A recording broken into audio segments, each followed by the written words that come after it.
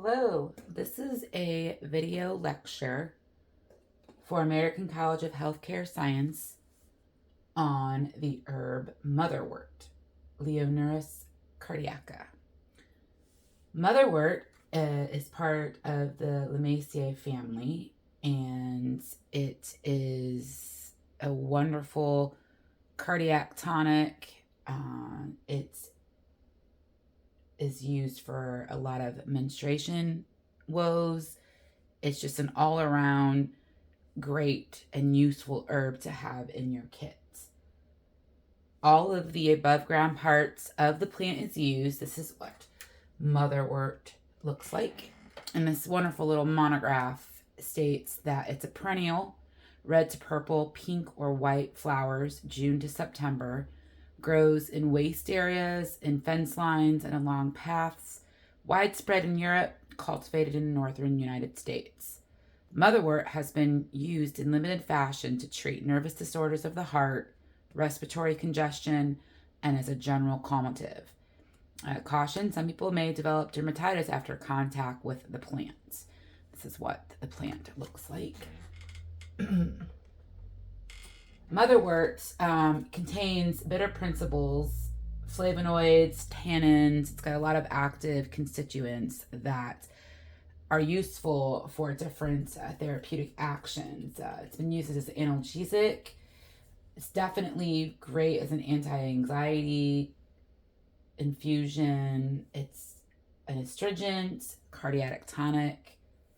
It's definitely been used as a diaphoretic to promote sweating, and emmenagogue. It's been used medicinally for anxiety, amenorrhea, angina pectoris, depression, cramps, dysmenorrhea, heart troubles, high blood pressure.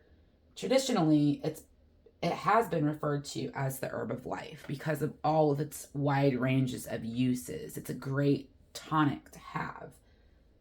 There's an old saying that I actually like: drink Motherwort and live to be a source of continuous astonishment and grief to waiting heirs. And it's a really great old saying. There are some contraindications because of the emmenagogue effects. You do not want to use it while pregnant. It can stimulate the uterus and it might cause miscarriage.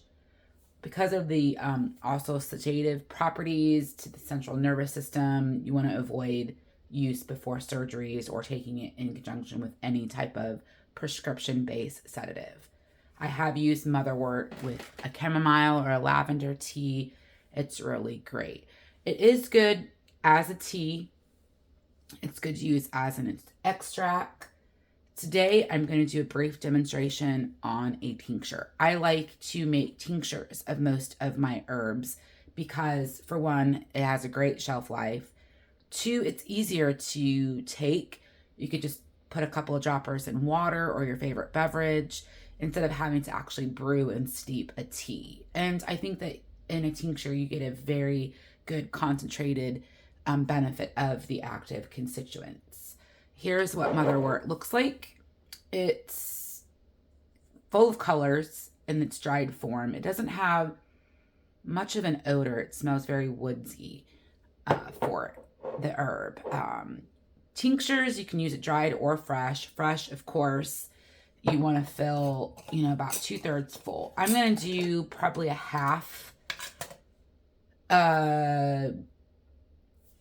dosage of the tincture. I usually eyeball it, but of course, you want to measure.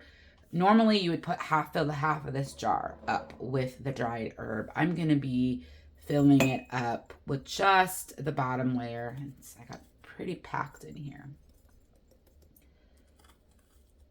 It's usually about an ounce of the herb for a tincture. So if I can get this out, make sure that I have a full jar full of Motherwort. So here I'm going to do about this much in the jar. And Motherwort, you can use about an 80 proof alcohol. This is just vodka. It's 80 proof standard vodka. You can use 190 proof. Usually with higher proofage of alcohol, wouldn't really have to let it marinate for as long because it'll extract the active constituents quicker.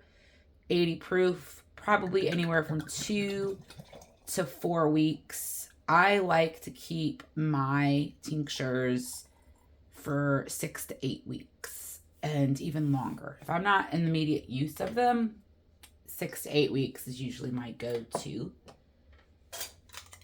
If you are using, you can use this tincture, you can make it with apple cider vinegar if you want a non-alcoholic version. If you do, though, because of the metal lid, you want to put a piece of wax paper or parchment paper or plastic wrap to create a barrier because the apple cider vinegar will corrode the lid. Screw this on tightly. Make sure you label your jar. I always label with the Latin binomial because it separates from different classes of herbs. And then I put a date on it so I know how long it's been sitting. Give it a nice little shake and put it in a warm location out of direct sunlight. After 6 to 8 weeks, strain. I use cheesecloth. I feel it gets most of the sediment out. And then transfer it to an amber jar just to keep your herb from being compromised. And standard dosage, I usually do about 1 to 2 droppers full of tincture. And it's really great in a chamomile tea or a lavender tea just for an added calming effect. It's safe for most people. Most people can tolerate it. Of course, if you use a higher than recommended daily dose, you can have a little bit of stomach upset, diarrhea. So 1 to 2 droppers is usually good for what I use it for. And I like it as just general heart tonic, general calming tonic, and it's especially great during the menstrual cycle. Thank you.